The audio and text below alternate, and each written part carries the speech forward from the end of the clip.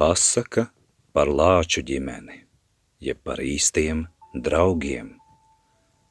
Gāja pa ceļu tēvocis Miša ar savu ģimeni.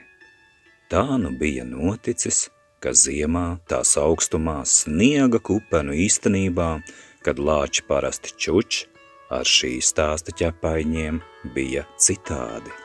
Viņus kāds vai kādi šķiet pamodināja. Tā nu viņi čāpodami čāpoja savu lēnīgsnējo soli un samiegojušies arvien brīžam žāvājās. Turpinādami ceļus pa meža takām, viņi nonāca tuvu kādai ozolu alejai. Tur blakus bija arī kāda liepa un kādas atmiņas par lāču draugiem. Viņi atcerējās un zināja, ka tur iepriekšējā vasarā sastapa savus draugus, kas lāču prāt viņus sacienāja ar kādu īpašu gardumu, ar medu. Lāči nu domāja, kā tas būtu apciemot un pamodināt bites. Varbūt viņām tomēr vēl ir kāds kriksītis saldā medutiņa, kas tik ļoti varētu noderēt, lai atkal varētu doties lielajā snaudā un baudīt miegu līdz pat pavasarim. Tēvocis Miša un viņa ģimene domāja. Domāja ne tikai par sevi vien, bet arī par bitēm, par to, kā būtu labi un labāk. Un savā starpā runājuši, lāču ģimene pieņēma savu lēmumu. Nedarīt citiem to, ko viņi negrib, lai viņiem dara citi. Lāčus gan kāds vai kādi patraucēja, uzmodināja no viņu ziemas miega. Taču viņi izvēlējās nemodināt citus, kas arī ziemā labprāt čuč. Lāči devās mājās uz savu migu un lūkoja, ko varētu vērst par labu, lai miedziņš atkal atnāktu un tēvocim Mišam un viņa ķepainīšiem. Pa ceļam uz migu lāči pieredzēja satikšanos ar kādu labu draugu, zaķu tēti, kas kā senāk un kā parasti priecīgi dungoja savu dziesmiņu, dēlēni 4 un meitiņa Peciņa, pauda savu prieku par visu savu ģimenīti. Zaķu tētis ieraudzījis tēvoci Mišu un viņa ģimeni, apjautājās, kā jums klājas. Lācis, lāču tētis, savā valodā tieši sacīja savu sakāmo. Mēs vēl nesen gulējām, ir taču ziema, mūs nezin, kas pamodināja, un te mēs esam, ceļā uz savu migu ar domu par tālāk gulēšanu. Arī pārējie lāči savā valodā rūgdami piebalsoja savam tētim.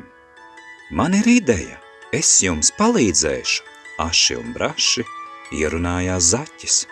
Viņš teica, es iešu kopā ar jums, un kad būsiet savā migā, pastāstīšu jums pasaciņu un stāstu no savas dzīves par ābolu maisu. Vai atceraties, ka toreiz, kad es sacienāju daudzus draugus ar āboliem, tika arī tev un taviem bērniem? Atceros gan, nomurmināja pie sevis lācis. Tie bija gardi ābolīši, paldies. Bet, braši turpināja zaķis, kad man bija bēdas, un arī mana ģimene bija noraizējusies, kur palicis viņu tētis, draugi un arī tu, tēvoci Miša, mūs apciemojāt, un tieši tu atnesi mums ko tādu, kas tagad, manuprāt, var noderēt arī tev un tavai lāču ģimenei ceļā uz čučēšanu. Zaķis šo sacīdams uz brīdi šķiet aizmuka, un drīz jau bija atpakaļ. Lāči pa to laiku bija jau savā migā. Kad viņi taisījās uz čuču, katram savējam lāču tētis iedeva lāču buču, un te nu notika, zaķis bija atnesis medus cienastu, tā teikt, saldākam miedziņam. Kamēr lāči mīlojās lāču laimē priecājās, arī miedziņš viņus no jauna apciemoja. Vēl tik pa miegam tēvocis Miša klusā dobjā balsī ar gardu muti noteica: īsts liepu medus, labs veselībai. To lāču tētis sacīja vairāk kārt, kamēr zaķu tētis atgādināja saviem draugiem pasakas veidā stāstu par ābolu maisu. Un nu, lāči no jauna iesnaudās saldā miedziņā, bet zaķis, priekpilns, ka palīdzējis draugiem, aizcilpoja pie savējiem, līdz nākamajam stāstam kādā citā pasaciņā.